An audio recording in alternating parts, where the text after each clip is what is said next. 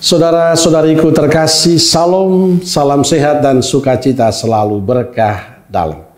Sudahkah kita memberi senyum hari ini, Kamis 5 September 2024.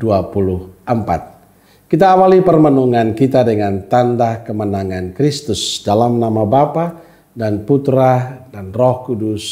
Amin. Permenungan kita diambil dari Injil Lukas bab 5 ayat 1 sampai 11. Pada suatu kali, Yesus berdiri di pantai Danau Genesaret. Sedang orang banyak mengerumuni dia hendak mendengarkan firman Allah. Ia melihat dua perahu di tepi pantai. Nelayan-nelayannya telah turun dan sedang membasuh jalannya. Ia naik ke dalam salah satu perahu itu, yaitu perahu Simon, dan menyuruh dia supaya menolakkan perahunya sedikit jauh dari pantai. Lalu ia duduk dan mengajar orang banyak dari atas perahu. Setelah selesai berbicara, ia berkata kepada Simon, "Bertolaklah ke tempat yang dalam, dan tebarkanlah jalamu untuk menangkap ikan." Simon menjawab, "Guru, telah sepanjang malam kami bekerja keras, dan kami tidak menangkap apa-apa. Tetapi karena Engkau menyuruhnya, aku akan menebarkan jala juga." Dan setelah mereka melakukannya, mereka menangkap sejumlah besar ikan, sehingga jala mereka mulai koyak. Lalu mereka memberi isyarat kepada teman-temannya di perahu yang lain, supaya mereka datang membantunya. Dan mereka itu datang.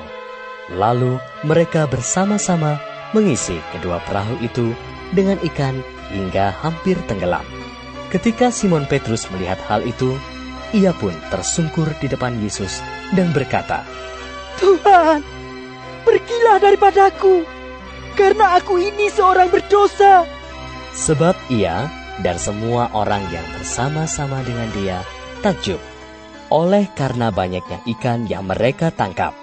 Demikian juga Yakobus dan Yohanes, anak-anak Zebedeus yang menjadi teman Simon.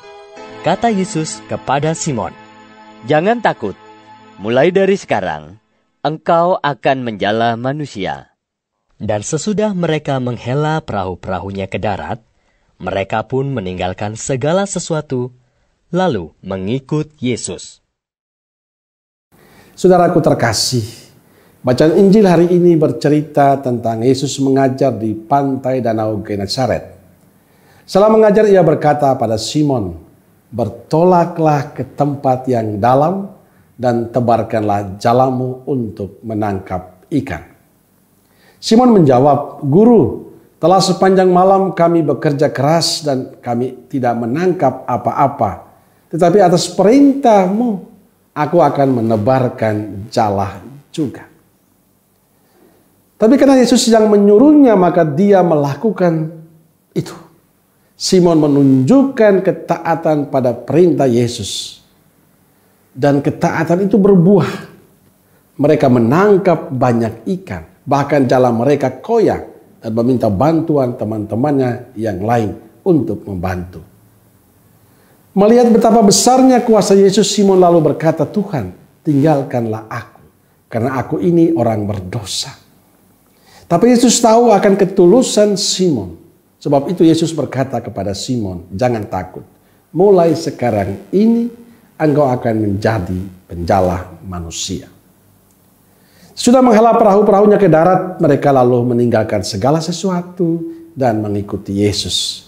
Semenjak itu, hidup Simon berubah dari seorang yang hanya memikirkan kepentingan diri sendiri, memikirkan urusan perutnya, kelompoknya, sekarang memikirkan misi perutusan yang lebih besar bersama Yesus. Simon mengikuti Yesus dan belajar dari Yesus. Saudaraku terkasih, saat Simon berani meninggalkan masa lalunya, meninggalkan pekerjaannya, dan mengikuti Yesus, itu artinya dia percaya Yesus punya rencana untuk hidupnya. Ia tekun mendengarkan pengajaran Yesus dan memberikan diri seutuhnya pada tugas pelayanan yang dipercayakan Yesus padanya.